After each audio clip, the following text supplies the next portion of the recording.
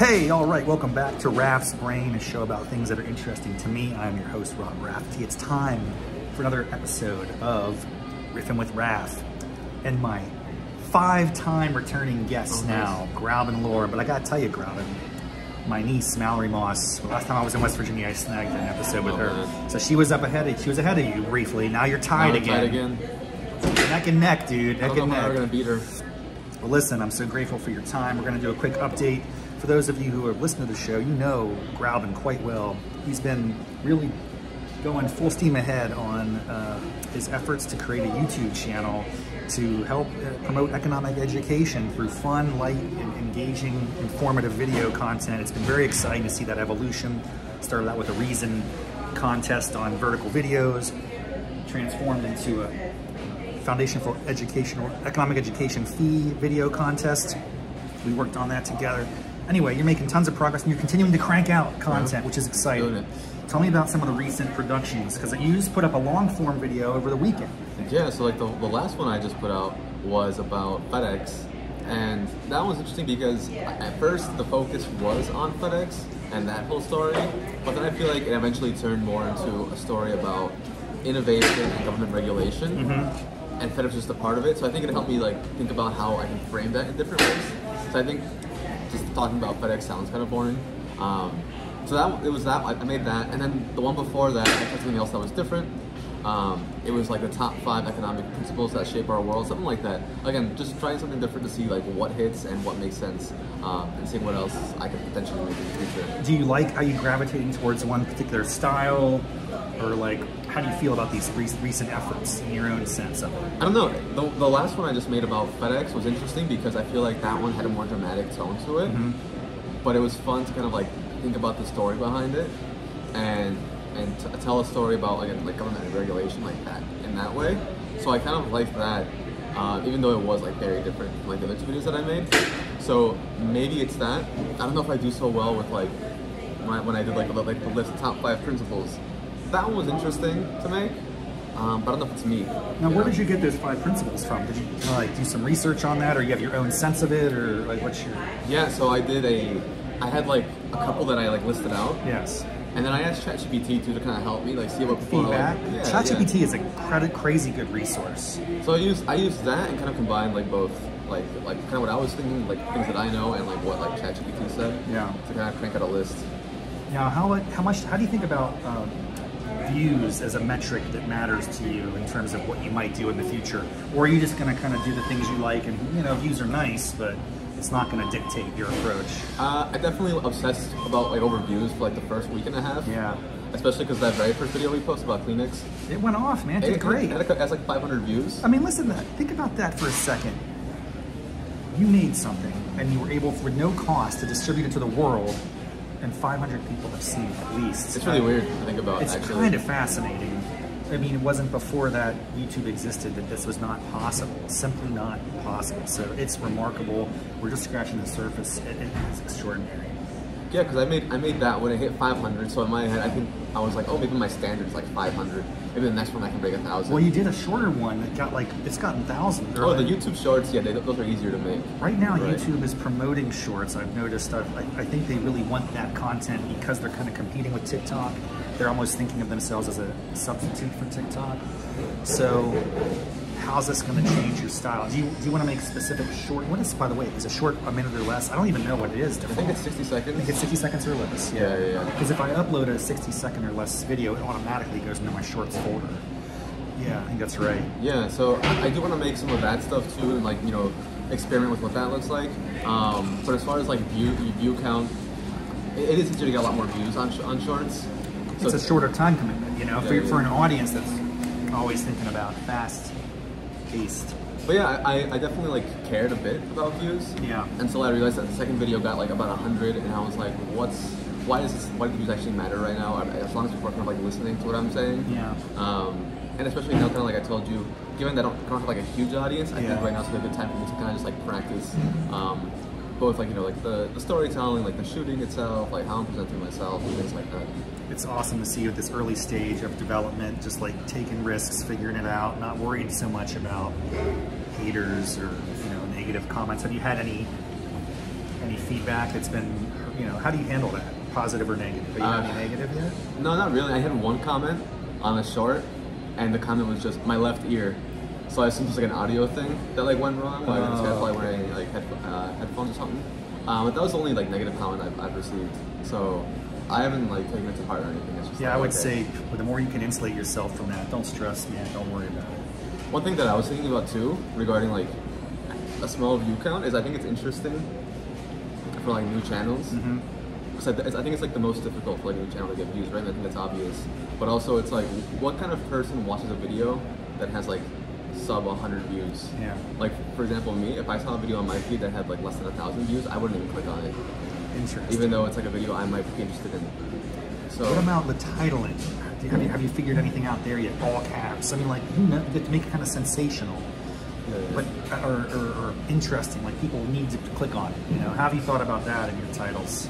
I've tried to like sensationalize it a little bit, but also I've tried to like deliver it in the video without. Be careful, because if you like give them a false expectation and you don't deliver, then they might not come back. This guy's just a clickbait. You know? Yeah, exactly. I don't want it to be clickbait, so I try to like almost deliver in like the first like minute or so, or maybe even like the first 30 seconds first or so. 5 seconds. Yeah, It's crazy. Like the short attention. I just zoom through stuff, and if that doesn't grab me quickly, I'm out. Right. The attention span is so short. I don't know how we accommodate for that. So I don't have I'm still figuring it out too, like what makes sense. You don't want it to be too, it can't be too long because then it gets cut off here. Yeah. So you have like what, like 50, 60 characters at most. So like say something interesting, and how does it connect to like the thumbnail too? Thumbnails, talk about thumbnails, because you have some good ones, man. I have some okay ones. It's also like figuring that out, because I mean, I'll do like the video, then I'll like just do a couple of like quick like little like random poses after the video to like have some faces, something to like draw on. And I try to think about how it relates to like the title that I give it. Yeah. That way it's like in addition to the title, not just like the exact like thing that the title's saying. Yeah. So I don't know, it's been also a work in progress to see what makes the most sense. The good thing that I tried this time around, and I'll let you know in the future if it actually mattered, is that YouTube lets you A/B test thumbnails, and it lets you do it this time around. You're gonna do it? You did? Well, I already did it. Oh, wow. So I have one where it's like a plain background, for example, and it's like my desk and whatever, and I had one that was like a more colorful background. And you're just curious to see what the reaction is. Yeah. It's still too early to know, but you'll let us know next time when you come back for the 6th episode, which will be hopefully in the near future. We'll keep going with this. What about next? Any specific topics or approaches that we should be aware of and that you're thinking about over the coming weeks? I'm not sure. One thing I was thinking about is like, should I do a video that's, you know, about like a recent event, for example, just to like test that out and see if I can kind of like, you know, execute on that. Yeah. So maybe that. A timely, like you basically, if something breaks in the news, you react within 48 hours. Something like that. Yeah. Because then that is a way to get traffic, you know, like so. Very interesting. So maybe something there. Maybe it's like, can I comment or like on like media, for example. So I was trying to think about like who I can kind of look towards as kind of like a role model. Yeah. And like, you know, people that I watch on YouTube, for example. Sure. And the one guy that reminds me, guy who talks about like the NBA, but his videos are so dramatic, where it's like I kind of almost just watch. I don't even follow the NBA. If you take a closely. crazy view, that's going to get more people to watch. But you don't want to do that if you don't really believe in it. No, well, it's not even like a crazy view. It's just the fact that his storytelling is so good when he does these videos. Very dramatic. It's very dramatic. Does he have music and stuff? Yeah, exactly. He has the music. He has like the graphs, the stats, and things like that. So I'm like, oh, what if I did something like that, where it's like, I mean, again, I don't like follow the NBA like that closely, but when I watch it. It seems like a really good storytelling. Yeah, very interesting. Have I been helpful in this? Now, we've talked about trying to partner a little bit, and I've created a little ChatGPT, a Grauben Lara bot, so I can insert information and I'll kind of try to spit it out in your voice and tone. I've shared some scripts. They might not be of the style you want to do anymore. I just wondered how I can help. What else could I do you think to support your work? I think what I want to like get better at, and I think you can help me because you've done like. You have like what, your MFA now, right? Yeah, that's right. I'm an established master. I'm a master. You're a master of fine arts. It's just like the script writing. Like I want to get really good at telling like a really good story. Yeah, it's hard, you know. And I think I need to work on that. Okay. So I think ChatGPT is like a good start to kind of like outline it, but you still need to kind of like go in and like edit that. And, like, hooks are essential. Conflict is essential.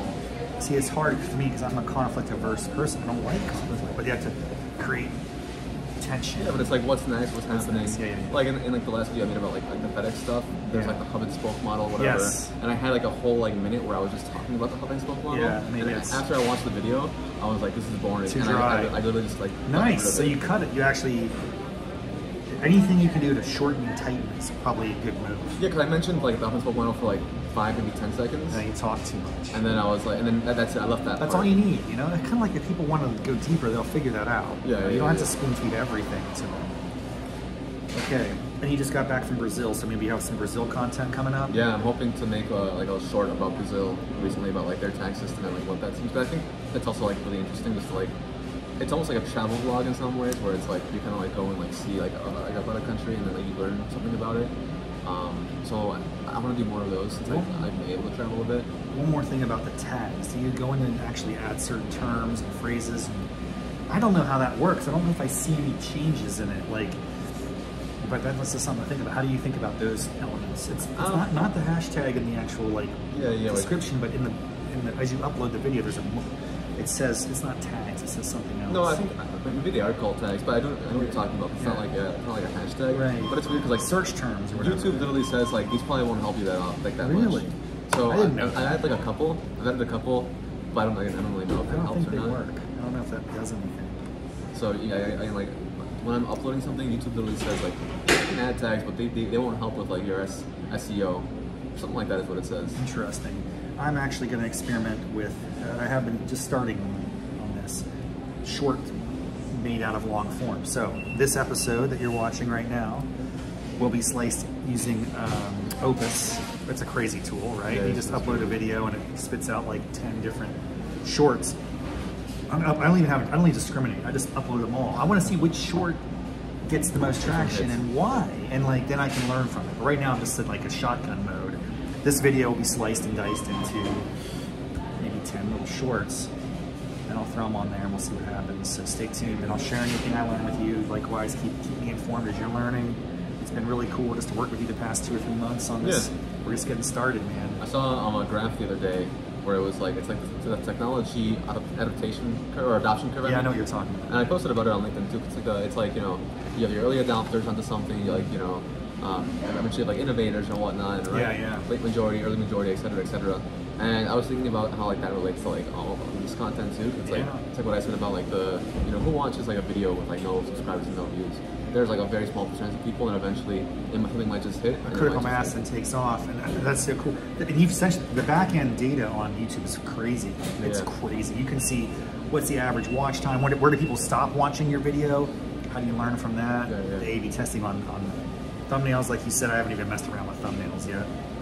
Not so much. I had a little bit of time. I hired a guy in some foreign country for a very low cost. It was just like, he would make these crazy thumbnails for me, but they were, I don't know if it really mattered. I felt weird about it, so I stopped doing that. But yeah, man, this is really great. I'm grateful for your time, your friendship, your ambition.